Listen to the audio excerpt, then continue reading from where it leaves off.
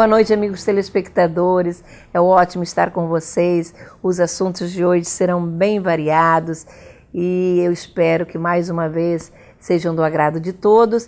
E para comentá-los está presente mais uma vez o nosso deputado Gerson Berger e de volta o jornalista Pedro do Couto. Nós hoje vamos falar especialmente sobre um tema que considero muito importante: traição. Depois falaremos sobre saneamento básico, que é uma questão que atinge uma significativa parcela da nossa comunidade, da população brasileira, e que os nossos dirigentes não dão a mínima para uma questão tão séria. Mas, minha gente, hoje vamos iniciar o programa falando de mais uma violência praticada pela Polícia do Rio de Janeiro. São estarrecedores a cada dia os episódios de violência que envolvem a polícia. A barbárie praticada contra Cláudia da Silva Ferreira mostram o descaso e a desumanidade da polícia com a vida do cidadão comum de nossa cidade. Esta mulher trabalhadora, mãe de 4 filhos, que ainda encontrava tempo e amor para cuidar de mais 4 sobrinhos, foi a vítima mais recente de um sistema policial que necessita urgentemente ser revisto e repensado. Não é possível ficar insensível a tanta crueldade. Segundo sua filha, a polícia já entrou no morro atirando, atingindo a mulher, e isto foi confirmado em seu atestado de óbito, que tem registro de morte por ferimento à bala. Eu diria que a Cláudia, Pedro e Gerson, foi morta 2 vezes. Primeiro, quando atingida por balas que vieram das armas da polícia. E a segunda, quando foi jogada numa caçamba policial, sem o menor cuidado, sem o menor respeito, como se fosse, nem digo um animal, um objeto qualquer. A porta da caçamba se abriu e ela foi arrastada tão cruelmente por uma rua de Madureira. Eu pergunto, é possível a nossa população confiar e acreditar que a polícia que está a protege? É possível o respeito e a boa convivência entre o cidadão e a polícia? Porque é isso que deveria acontecer. Mas claro que não. Com muita tristeza, assistimos à falência de um sistema de segurança que perdeu completamente a confiança da população. Claro, nós não podemos colocar todos os policiais no mesmo saco.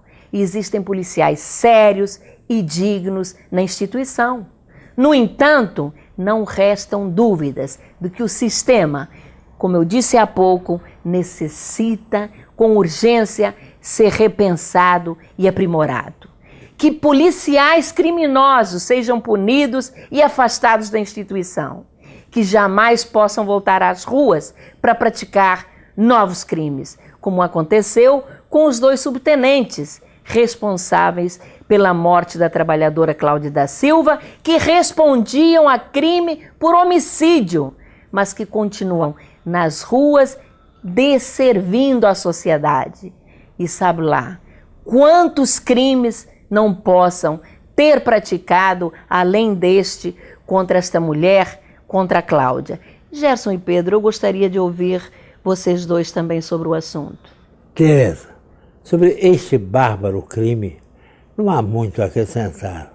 Apenas que a cena daquela mulher jogada para fora da viatura policial e sendo arrastada pelas ruas chocou a todo ser humano que tenha um mínimo de sentimento. A cena não se limitou à imprensa nacional, percorreu o mundo todo. Há uma cobrança de justiça e de toda a sociedade. Será que eles vão para a rua, soltos, vão andar por aí para repetir? O secretário de Segurança precisa se manifestar mais energicamente e dizer como fica a punição desses policiais, e não apenas dizer que repudia o comportamento deles. Precisa também explicar por que policiais assassinos continuam na corporação, pois, como você já disse, Tereza, e li na imprensa os 2 subtenentes respondem por homicídio. Falou muito bem. Queremos a mesma ação que vimos no senhor secretário Mariano Beltrame, quando cobrou com toda a razão o repúdio da sociedade ao assassinato de policiais que serviam nas UPPs. O cidadão do Rio de Janeiro, que paga o salário dele e da polícia, quer saber que medidas serão tomadas para protegê-lo da ação de criminosos e até mesmo da própria polícia.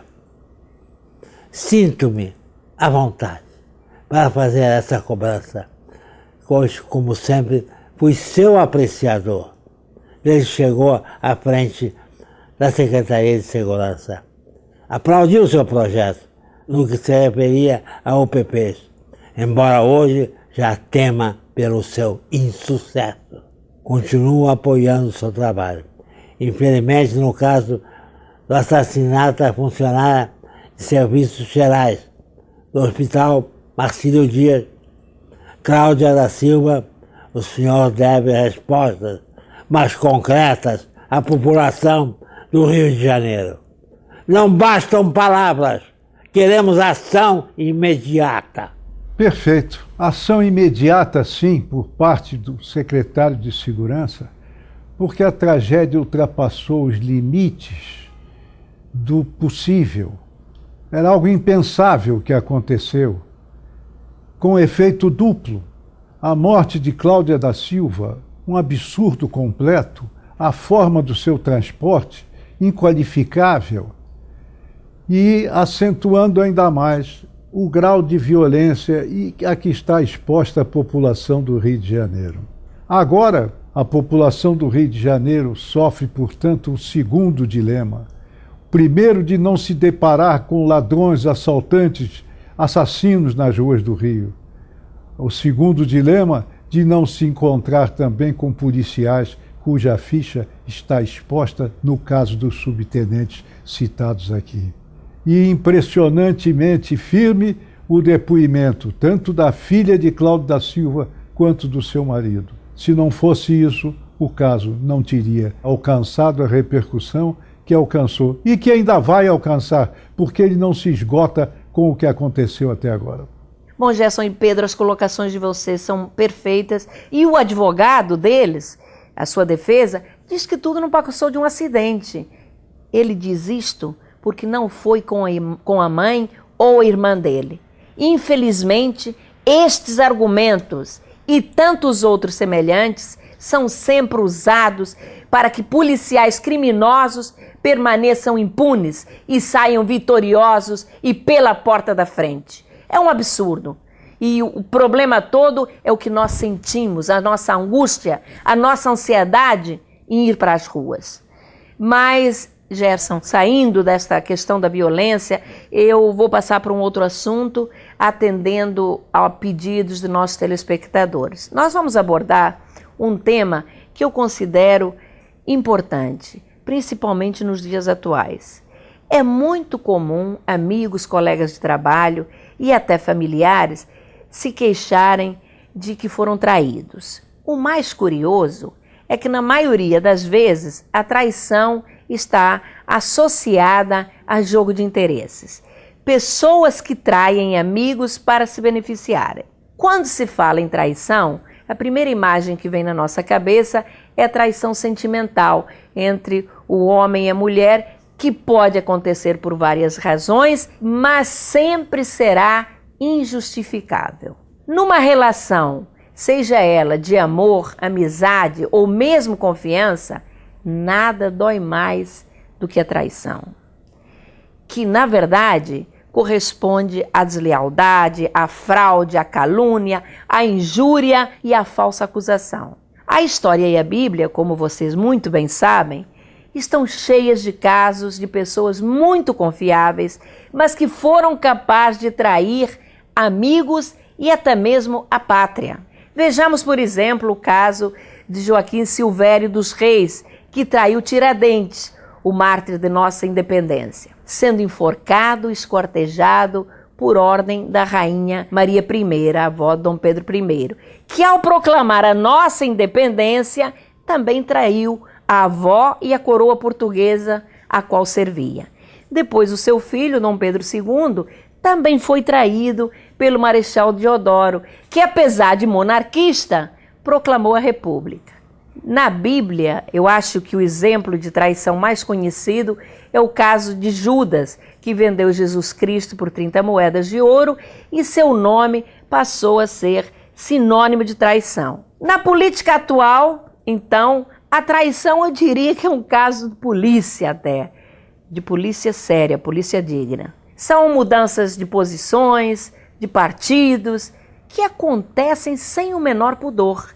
O que prevalece mesmo é a barganha, o jogo de interesses. Eu quero ouvir vocês dois também. É isso mesmo, Tereza.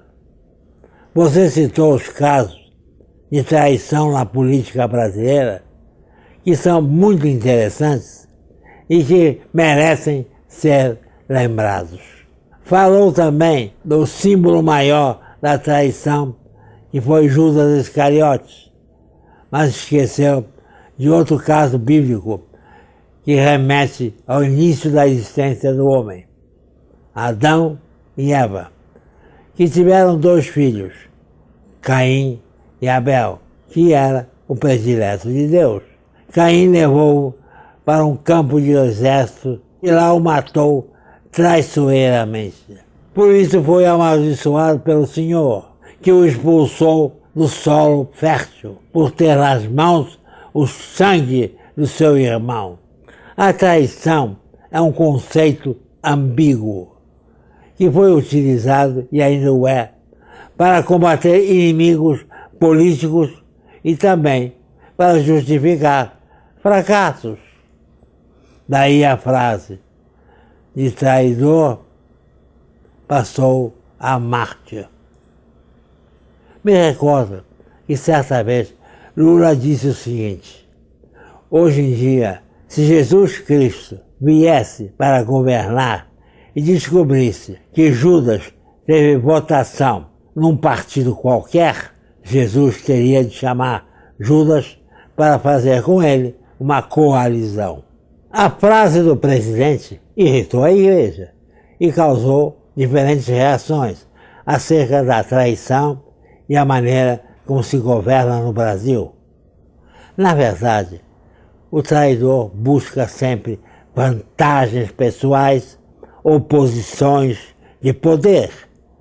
E é o que acontece na política brasileira. E Lula soube aprender a lição, pois após perder 3 eleições presidenciais, em 2002 ampliou alianças para viabilizar sua vitória.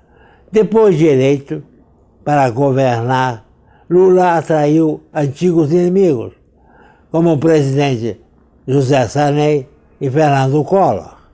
No entanto, Lula talvez tenha sido o presidente mais traído da história do Brasil, pois quando ocorreu o escândalo do Mensalão, liderado por seu chefe da Casa Civil, José Dirceu, Lula foi à televisão falar sobre o assunto e disse que não sabia de nada, que havia sido traído por práticas inaceitáveis e revelações que chocavam todo o país.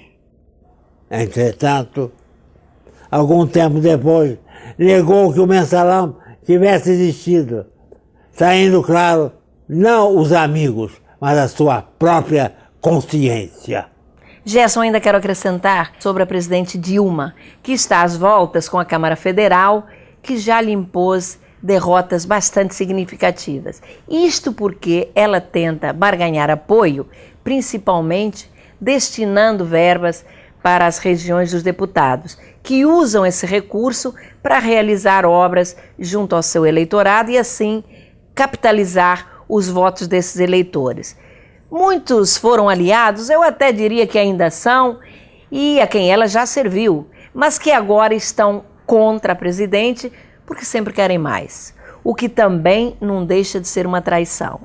Por isso, minha gente, é que eu acho que Maquiavel tinha razão ao afirmar que política tem uma lógica própria. Você não acha, Gerson? É isso aí, Tereza.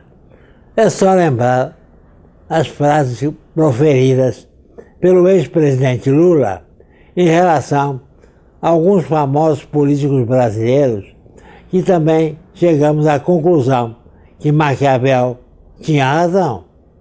Em 1989, quando Fernando Collor ganhou a eleição para presidente da República, o Lula disse o seguinte em relação a ele: pena que esse moço seja tão corrupto.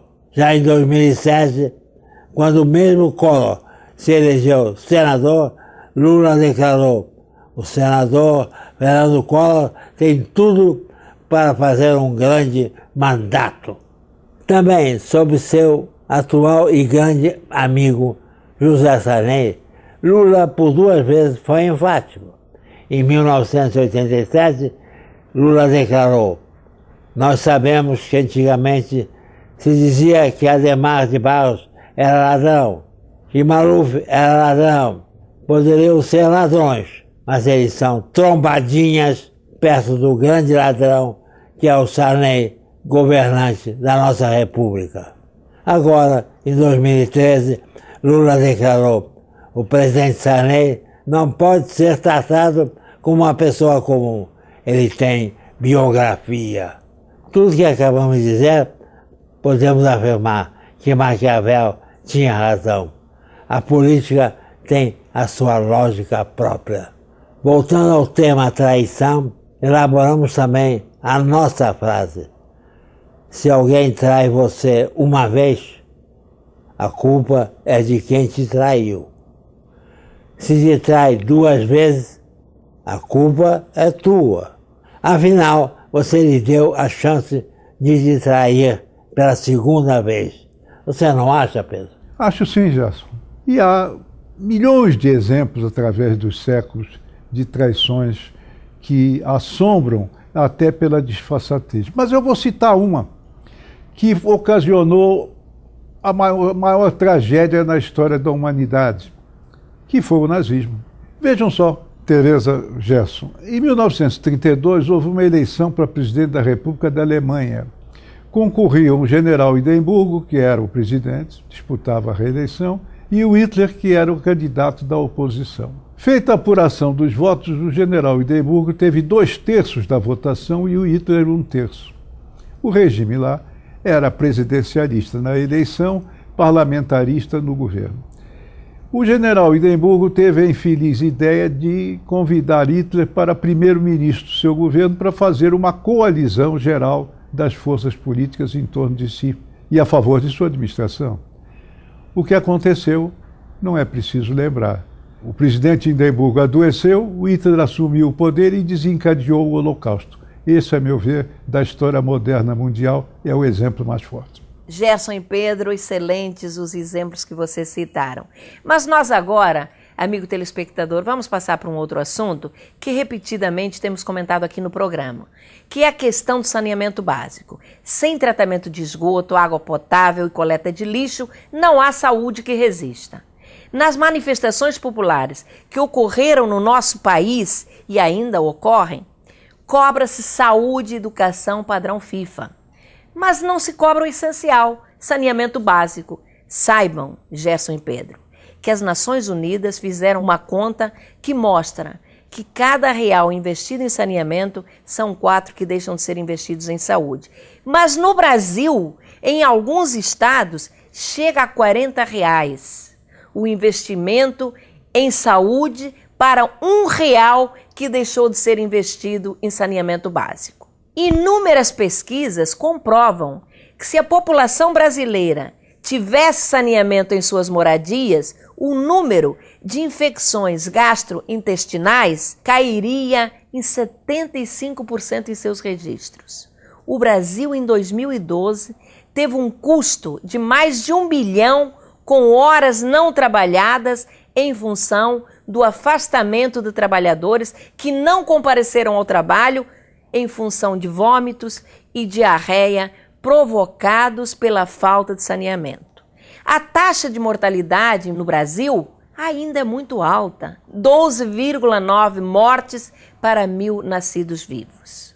Somos a 7ª economia do mundo, minha gente. Mas o nosso país aparece muito atrás de nações da América Latina, como Argentina, Uruguai e Chile, na questão do saneamento. É vergonhosa a posição do Brasil no ranking de avanço dos sistemas de água e esgoto. O Brasil ficou em 112ª posição em termos de melhoria nos últimos 12 anos. Isto num levantamento realizado com 200 países.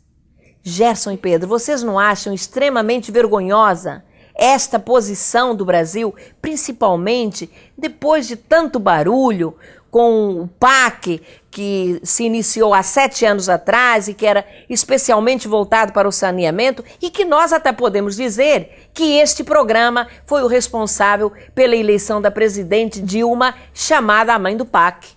Mais uma traição na política, Gerson e Pedro, não acham? Acho que sim. Afinal, o Instituto Trata Brasil mostrou que, apesar dos tão apregoados investimentos em saneamento, houve queda em sua expansão nos últimos anos. Em 2000, era de 4,6% ao ano. Já na atual década, é de 4,1%, havendo uma queda de 0,5%, quando deveria ser dobrado, face ao fato que foi apregoado pelo governo federal. Quero dizer que você chamou a atenção de uma coisa muito importante. A nossa população cobra muita saúde de qualidade, mas não fazem qualquer ligação com a falta de saneamento. Quando nós sabemos que está tudo ligado, na questão da educação é a mesma coisa. Sem saneamento, a criança não tem qualidade de vida e seu rendimento escolar é inferior àquelas que têm esse benefício. Até porque doenças relacionadas à falta de saneamento fazem elas faltarem às aulas.